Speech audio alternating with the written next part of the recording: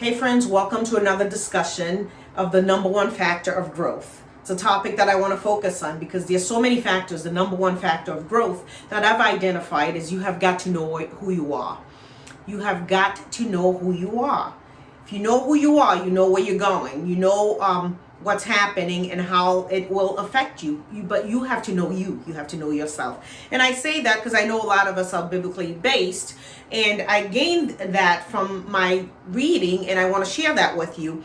I will read 1 Chronicles 4, 9 and 10. And it says, Jabez was more honorable than his brothers. His mother had named him Jabez, saying, I gave birth in pain. Jabez cried out to God of Israel, oh, that you would bless me and enlarge my territory. Let your hand be with me and keep me from harm so that I will be free from pain. And God granted his request. Whoa, let's stop right there. And I'm not a biblical scholar, but I really felt like this was worth really discussing more in depth as we are on an elevation journey. Really, the number one factor of growth is knowing who you are. Knowing who you are. I say that because his mother, I'm a mom, I have 3 children. His mother, the one that gave birth to him, I gave birth to him in pain. So his name, Jabez, I gave birth in pain. That was the meaning. And back then, names had a lot of power. Your name tend to determine, okay, what was this child going to be when they grow up? What would the outcome of their lives be? So that mom knew that. But yet the name was, I gave birth in pain. So here you go, Jabez. I'm sure he could have walked around. Little friends called him little pain in the neck. Children could be children and all of that. However, what I love about this and what makes me want to talk about it is his name did not affect who he became, who he was, or his vision for his life. And that's why I said the number one factor of growth is you have to know who you are. Regardless of what hand that was dealt to you, regardless of the name that you've been called in the past, regardless of what was given to you, you have got to determine, who am I going to be? What is going to be the definition of my name? I gave birth in pain. Can you imagine? I couldn't even imagine. Yes, I gave birth in pain. I've had 3 children, as stated. The first 2 were okay. That last one was a C-section, and I wasn't prepared for that. It was an emergency C-section. So yes, I gave birth in pain.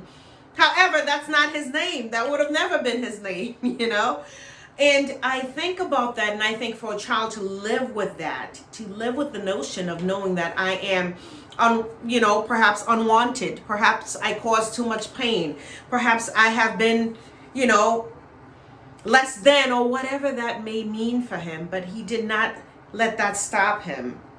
He did not let that stop him. He asked for God to, enlarge his territory. What are we letting define us? Are we letting the situations of the past or the names that we've been giving or have been called define who we are today?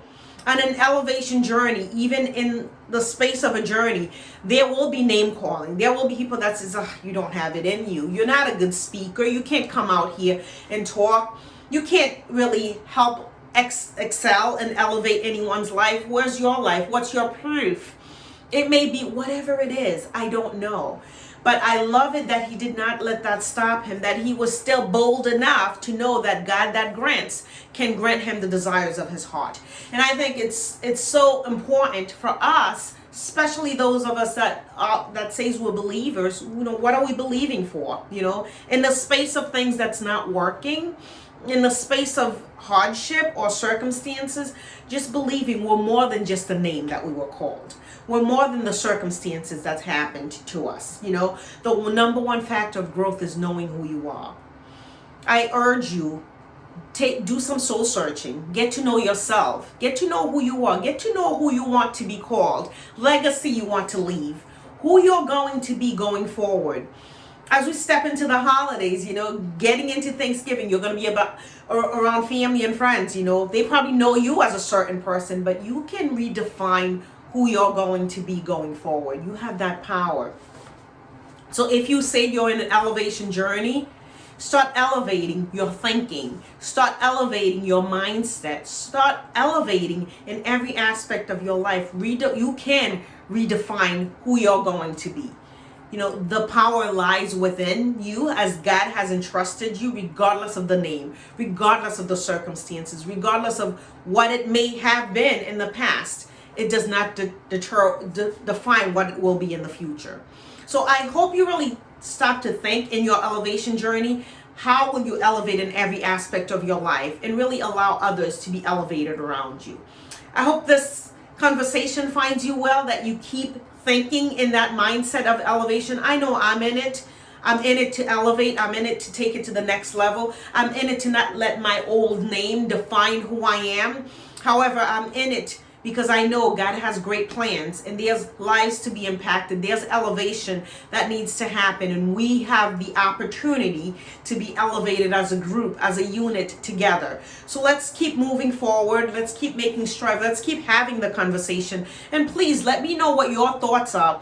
If you have any other suggestions of what you'd like us to talk about in this journey, please do share and let me know how this affected you. If you've gotten any value from this, please do communicate. Share this video with someone else. Let them know whatever the name has been, it doesn't have to proceed in the future. I hope this finds you well. As always, be good to yourself and be good to others. I'll see you in the next video. Bye-bye.